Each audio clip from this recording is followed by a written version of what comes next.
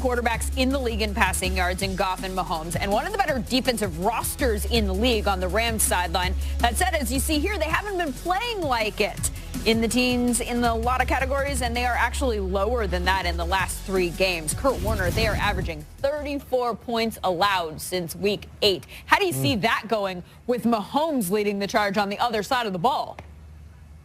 Well, I mean, you look at those numbers, and as you said, the roster looks better than they've been playing. But to me, the key to slowing down the Chiefs and Patrick Mahomes is you have to get pressure on him. Their offensive line has been incredible this year. But if you watched the game last week against Arizona, it was actually closer than I expected it to be. And a big part of that was the pressure that they consistently got on Patrick Mahomes throughout the game. When you give him time, he has shown he's a big-time quarterback. He can read the field, and, of course, he can make all the throws. You have to rush that. You have to force him to hold the football longer than he wants by moving in the pocket or by making bad throws. Not very many teams have been able to do that. We know the Rams have the capabilities of doing that with those guys they have up front, but they've got to do it consistently on Monday if they're going to win this football game. Chiefs offense averaging 35 points per game for the entire season. They have been so good. Another interesting quarterback matchup in the NFC North. We've got the Vikings, we've got the Bears, you've got Cousins, you've got Trubisky. This feels like a pretty big game for both quarterbacks, does it not?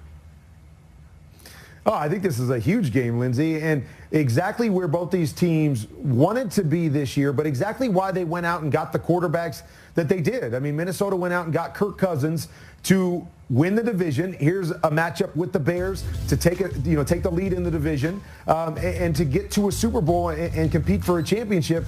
And the same with Chicago. Remember, they traded up to get Mitch Trubisky, and this is exactly why. He's playing by far his best football of his career.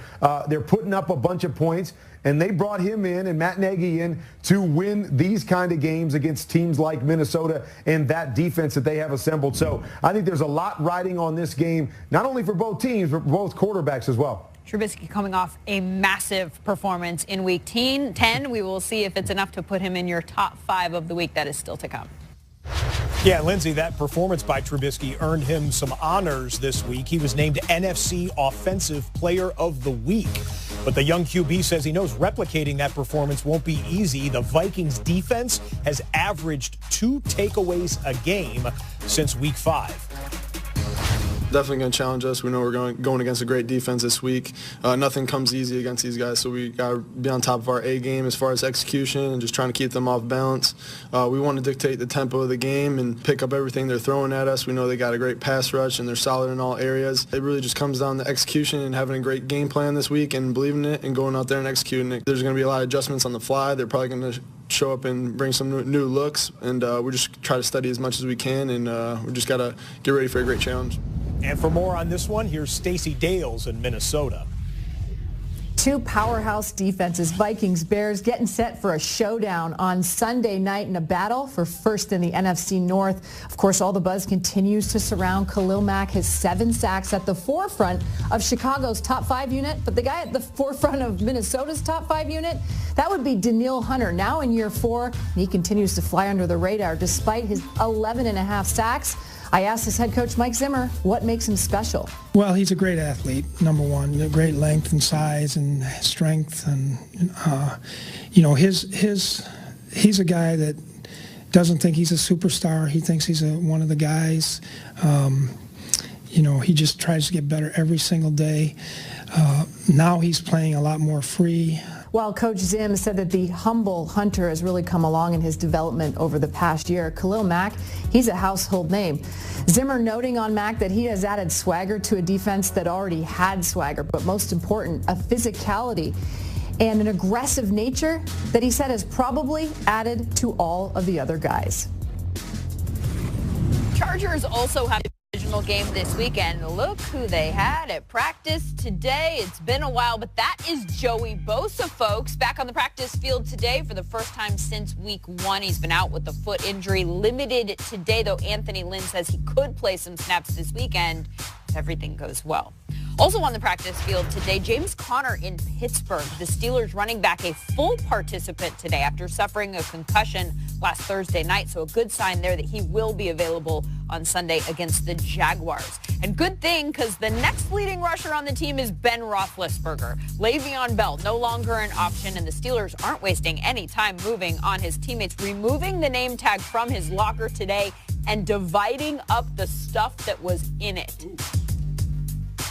The thing about it is he's not here. He's not going to be here, so we don't have to talk about it. I texted him yesterday before the deadline, asking him, texting him, telling him hope he was going to show up. And if he decided not to, I wish him nothing but the best. He was a great teammate, a great football player.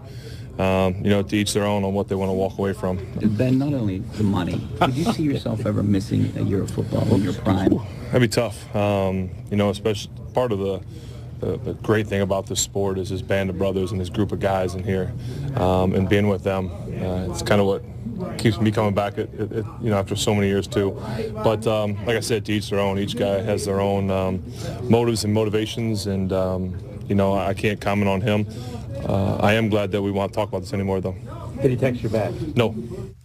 So make that 4 incompletions for Ben Roethlisberger in Week 10. Meanwhile, in Baltimore, Joe Flacco nursing a hip injury, missed his first regular season practice since 2016 today. John Harbaugh says he doesn't need to practice in order to play on Sunday and would not say if it would be Lamar Jackson or RG3 under center if he didn't. Another big injury that could impact the Saints, offensive tackle Terron Armstead. The top-rated left tackle in the league, according to Pro Football Focus. He is out with a pectoral injury, 3 to 4 weeks, according to Ian Rappaport. Against what some call the NFL's best team, Russell